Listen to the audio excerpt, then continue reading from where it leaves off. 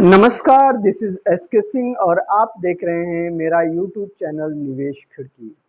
क्या share market से कुछ ही दिनों में पैसे डबल किए जा सकते हैं? आखिर ये आईपीओ क्या होता है? हमने नाम सुना है अखबार में, टेलीविज़न में या दूसरे से कि किसी कंपनी का आईपीओ लॉन्च हो रहा है। तो ये आईपीओ क्या होता है? क्या आईपीओ के माध्यम से कम समय में अपने पैसे को ज़्यादा से ज़्यादा ग्रोथ दे सकते हैं? तो आज हम इन्हीं सवालों को इस वीडियो में ढूंढने की कोशिश करेंगे। हम जानेंगे कि आखिर ये आईपीओ होता क्या है, कोई भी कंपनी आईपीओ लेकर क्यों आती है, क्या आईपीओ में सारे लोग निवेश कर सकते हैं या फिर आईपीओ में निवेश करना सही होता है, क्या वो सही डिसीजन है, और क्या आईपीओ के माध्यम से कम समय में अपने पैसे को डबल कर सकते हैं। तो इन सारे सवालों का जवाब आपको इस वीडियो में मिलेगा। तो मैं आपसे रिक्वेस्ट करूंगा कि आप इस वीडियो को लास्ट तक देखें ताकि आईपीओ के बारे में आपको सही इन्फॉर्मेशन मिल पाए और जब भी आपको मौका मिले तो आप अपने पैसे को आईपीओ के माध्यम से ग्रोथ दे पाएँ। तो सबसे पहले हम बात करेंगे कि आईपीओ क्या होता है। देखिए, आईपीओ का मतलब होता है इनिशियल पब्लिक ऑफरिंग, यानी जब कोई company first time share market में लिस्ट होती है। शेयर मार्केट का मतलब एनएसई और BSE, national stock exchange and Bombay stock exchange, जहां पर कंपनीज अपने आप को लिस्ट करती हैं और उसके बाद अपने शेयर को बेच पाती हैं। तो आईपीओ का मतलब ये होता है जब फर्स्ट टाइम कोई कंपनी अपने आप को शेयर मार्केट में लिस्ट कराती है और अपने शेयर को इशू करती है, तो उसे हम आईपीओ कहते हैं। अब दूसरा सवाल यहाँ पे ये खड़ा होता है कि आखिर कोई कंपनी आईपीओ क्यों लेकर आती है। तो मैं आपको बताना चाहूँगा कि आईपीओ एक कंपनी के लिए इसलिए ज़रूरी है। मान लीजिए कि आपकी कोई एबीसी कंपनी है जिसकी एक ब्रांच है, एक फैक्ट्री है, और उस फैक्ट्री से आप हर साल 50 करोड़ रुपए आप कमा रहे हैं। आप सोचेंगे कि क्यों ना ऐसी 100 फैक्ट्रीज खोली जाए जिससे कि आपका कारोबार ज़्यादा बढ़े, आपका मुनाफा ज़्यादा बढ़े। तो आप चाहते हैं आप कोई लोन लेना या किसी और तरह की लायबिलिटी को ना रखते हुए आप अपने आप को जो है कि शेयर मार्केट में लिस्ट कराते हैं, जिसके बाद आप लोगों से पैसा लेते हैं और उनके बदले आप उनको शेयर देते हैं और उन्हीं पैसे से आप अपनी कंपनी की ग्रोथ करते हैं, आप अपनी कंपनी को एक्सपैंड करते हैं। अब सवाल यहाँ पे ये खड़ा होता है कि क्या हर कोई कंपनी आईपीओ में लिस्ट करा सकती है। तो मैं आपको बताना चाहूँगा कि कोई भी प्राइवेट लिमिटेड कंपनी पब्लिक से सीधे पैसे नहीं ले सकती या उस तरीके से इन्वेस्टमेंट नहीं ले सकती। अगर कोई प्राइवेट लिमिटेड कंपनी को पब्लिक से पैसे लेने हैं और उसके बदले उसको शेयर देने हैं, तो सबसे पहले उसको पब्लिक जो है कि लिमिटेड कंपनी में अपने आप को कन्वर्ट करना पड़ता है। उसके बाद उसे अपने आप को शेयर मार्केट में लिस्ट कराना होता है। तो यहाँ तक ये बात समझ में आ गई कि जो भी कंपनी शेयर मार्केट में लिस्ट है, वो कोई भी कंपनी प्राइवेट लिमिटेड कंपनी नहीं है। वो सारी की सारी कंपनियां जो है वो पब्लिक लिमिटेड कंपनीज जो है कि वो होती हैं। अब हम बात करेंगे कि एक तो ये कारण हो गया, क्या कोई और भी कारण होते हैं जिससे कि कंपनीज अपने आप को शेयर मार्केट में लिस्ट कराती हैं? जी हाँ, इसके और भी कारण होते हैं। मान लीजिए किसी कंपनी के पास बहुत सारा उधार हो गया और वो कंपनी अपने आप को चलाने में बहुत मुश्किल पा रही है, अपने आप को चला नहीं पा रही है, तो वो कंपनी शेयर मार्केट में अपने आप को लिस्ट कराकर पब्लिक से पैसे लेकर वो अपने कर्ज को, अपने डेब्ट को जो है कि पे कर सकती है, जिसके बदले लोगों को उस कंपनी में हिस्सेदारी मिल जाती है और कंपनी जो है कि अपने आप को स्मूथली रन कर पाती है। इसके अलावा एक और भी कारण होता है जिससे कि कंपनी अपने शेयर के बदले लोगों से पैसे लेती है। जैसे मान लीजिए कि अगर कंपनी को ऐसा लगता है कि वो एक्सपैंड तो करने जा रही है, लेकिन पता नहीं बिजनेस का जो मूवमेंट होगा वो किस तरीके से होगा। अगर कंपनी ने बैंक से लोन्स ले लिए और अगर कंपनी उस तरीके से ग्रो नहीं कर पाई, तो बैंक की लायबिलिटीज़ इतनी बढ़ जाती है, उसका इंटरेस्ट इतना बढ़ जाता है कि कंपनी के लिए पे करना मुश्किल हो जाएगा। तो इसीलिए कंपनी ये सोचती है कि क्यों ना पब्लिक से हिस्सेदारी ले। अगर कंपनी ग्रो करती है तो लोगों के पैसे ग्रो करेंगे, अगर नहीं ग्रो करेगी तो वो लोगों के पैसे लॉस में जाएंगी। तो उसमें कंपनी अपने आप को ईजी महसूस करती है, आसान महसूस करती है।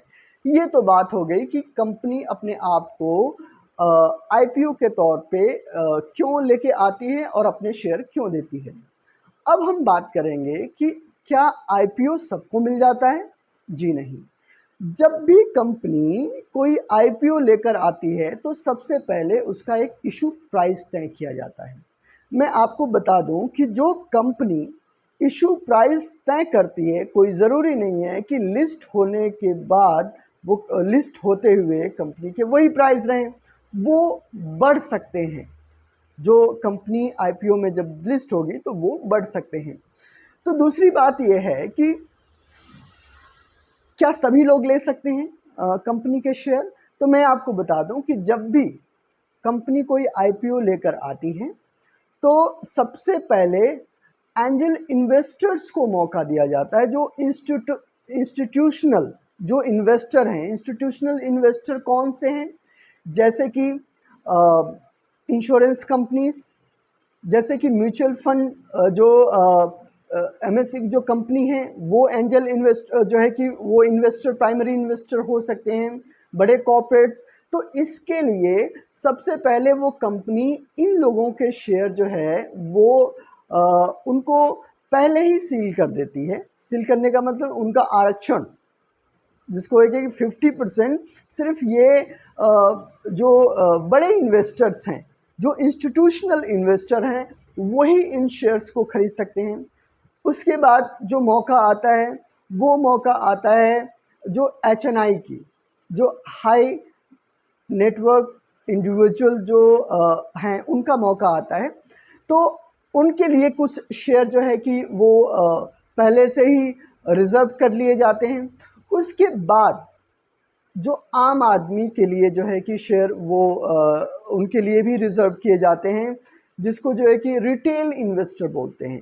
लेकिन मैं आपको बता दूं कि जब फर्स्ट टाइम जब कंपनी शेयर रिटेल इन्वेस्टर के लिए भी देती है तो उसको लॉट्स में देती है। अगर मान लीजिए कि 10 रुपये का इशू प्राइस उसका 10 रुपये का है, तो वो सारा जो है कि आपको 100 के लॉट्स में आपको ये शेयर मिलेंगे।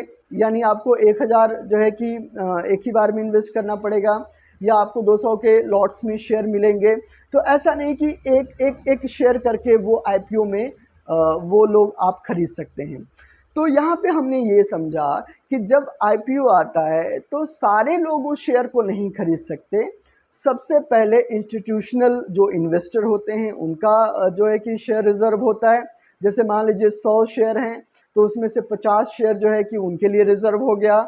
जो एचएनआई क्लाइंट्स हैं, जो एचएनआई पीपल्स हैं, जो एचएनआई जो है कि इंस्टीट्यूशंस हैं, उन लोगों के लिए भी कुछ रिज़र्व किए जाते हैं। मान लीजिए कि 30 शेयर उनके लिए रिज़र्व कर दिया गया, तो 80 शेयर तो पहले ही रिज़र्व कर दिया गया।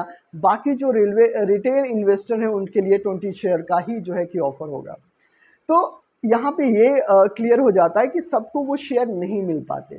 एक बार मैं और आपको बता दूँ कि जब कोई भी कंपनी आईपीओ लेकर आती है तो जब लिस्टिंग होती है, जब सब्सक्राइब होता है, तो सारे लोग उसको सब्सक्रिप्शन कर सकते हैं उस शेयर के लिए। लेकिन अगर मान लीजिए 100 शेयर हैं जिसमें से 50 शेयर जो है कि जो इंस्टीट्यूशनल इन्वेस्टर हैं उनको दिया जाए, और अब 50 से ज़्यादा काफ़ी लोग उसको जो है कि उसके लिए आवेदन करें, या जो अगर 20 शेयर रिटेल इन्वेस्टर के लिए, उसके लिए हज़ारों जो है कि लोगों ने आवेदन दे दिया, तब क्या होता है कि उसको बोलते हैं ओवर सब्सक्राइब, यानी वो जो आईपीओ है वो ओवर सब्सक्राइब हो गया है। तो क्या सबको शेयर मिलते हैं? मैं आपको बता दूं कि सबको शेयर नहीं मिलते हैं। अगर कोई आईपीओ ओवर सब्सक्राइब हो जाता है तो उस केस में क्या होता है कि एक ऑटोमेटिक जो है कि कंप्यूटराइज एक लॉटरी की तरह जो है कि निकलता है। उसके बाद उस लॉटरी के थ्रू ये डिसाइड होता है कि किसको शेयर मिला है, किसको शेयर नहीं मिला है। तो ये चीज़ होती है। अब मैं आपसे जो नेक्स्ट बात जो मैं करता हूँ कि क्या आईपीओ हमें ख़रीदना चाहिए और लोग आईपीओ क्यों खरीदते हैं? मैं आपको बता दूं कि आईपीओ दो कारण से लोग खरीदते हैं। पहला, स्पेक्यूलेशन की वजह से, कि उनकी ये स्पेक्यूलेशन होती है कि इशू प्राइस में अगर उन्होंने ये शेयर खरीद लिया तो जैसे ही शेयर लिस्ट होगा ये शेयर रॉकेट की तरह ऊपर जाएगा। और ये होता भी है, कईयों में नहीं भी होता है। तो अगर आपने 10 रुपये का शेयर आपने 1000 आपने खरीद लिया है और आपने उसका 10,000 रुपये पे किया है, तो हो सकता है कि लिस्टिंग होते ही उस शेयर के दाम 20, 30, 40, 50 रुपये हो जाएं और आपका जो पैसा है वो आपका 2 गुना, 3 गुना, 4 गुना हो जाए सिर्फ 10-15 दिनों के अंदर या सिर्फ 1 महीने के अंदर। कभी कभी तो आईपीओ में लिस्ट होते होते भी। इसलिए आईपीओ जब भी कोई कंपनी लेकर आती है, उस आईपीओ के लिए उसकी एडवर्टाइजमेंट की जाती है और साथ के साथ जो है कि लोग उस पर जो है कि अगर कोई आईपीओ अच्छा होता है तो लोग उस पर टूट पड़ते हैं। एक मैं दूसरी बात बता दूं कि अगर वो आईपीओ कोई ज़रूरी नहीं है कि उसके शेयर बढ़ेंगे भी, हो सकता है कि उस शेयर के लिस्ट होते ही शेयर के प्राइस कम हो जाएं और आपका पैसा लॉस में भी चला जाए। तो जो लोग स्पेकुलेटर होते हैं उनको इस बात का रिस्क साथ में होता है कि पैसा कई गुना बढ़ भी सकता है, पैसा उतना भी रह सकता है और पैसा घट भी सकता है। दूसरी बात है कि जो दूसरे लोग होते हैं वो इन्वेस्टर होते हैं, उनको ऐसा लगता है कि जो आईपीओ के का जो लिस्टिंग प्राइस है, जो इशू प्राइस है, वो काफ़ी जो है कि अच्छा है, सस्ता है और अगर वो साल 2 साल भी इस शेयर को होल्ड करके रखेंगे तो उनका पैसा कई गुना ग्रो कर सकता है। तो एज ए इन्वेस्टर भी लोग आईपीओ में निवेश करते हैं और ये ज़रूरी नहीं कि आईपीओ में जो निवेश होता है वो जो है कि फ़ायदेमंद ही हो, वो नुकसान भी हो जाता है।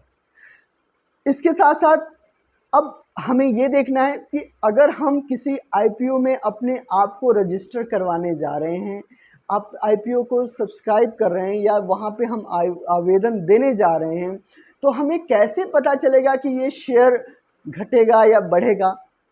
अगर हम इसमें होल्ड करके रखें तो ये हमारे फ़ायदे में होगा या नुकसान में होगा?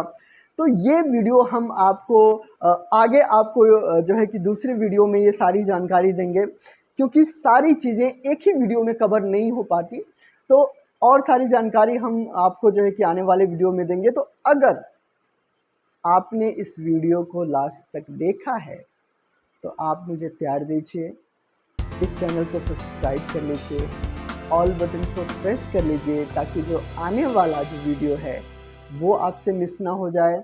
और अगर आप मुझे फेसबुक पेज पे देख रहे हैं तो मुझे फॉलो कर लीजिए, क्योंकि share market, mutual fund, insurance, health insurance, banks, post office, इन सारी चीज़ों की फाइनेंशियल जानकारी आपको इस वीडियो पे मिलने वाली है। इसके साथ साथ दिमाग और पैसा कैसे एक दूसरे के साथ खेलते हैं और उस खेल में हम कैसे अपने माइंड सिचुएशन को एक कॉम करके रखें, एक सिचुएशन बना के रखें, शांति बना के रखें और हम उससे इफ़ेक्ट ना हो, ये भी हम जो है कि आने वाले समय में इसमें बात करेंगे। तो आज की वीडियो में बस इतना ही। नमस्कार, जय हिंद।